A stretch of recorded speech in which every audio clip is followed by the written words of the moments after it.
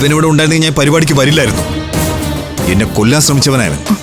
ഞങ്ങളായിട്ട് ക്ഷണിച്ചല്ല, കലയമ്മയുടെ അനിയനായതുകൊണ്ട് വലിഞ്ഞു കയറി വന്നതായിരിക്കും.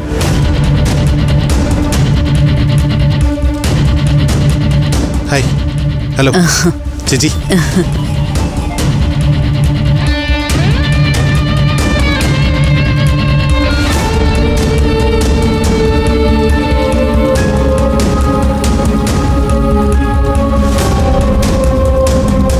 ഇവൻ നിങ്ങളോടൊക്കെ ഒരുപാട് ദ്രോഹം ചെയ്തിട്ടുണ്ടെന്ന് എനിക്കറിയാം. പക്ഷേ ഇപ്പൊ ഞാൻ ക്ഷണിച്ചിട്ടാ ഇവൻ ഇവിടേക്ക് വന്നത്.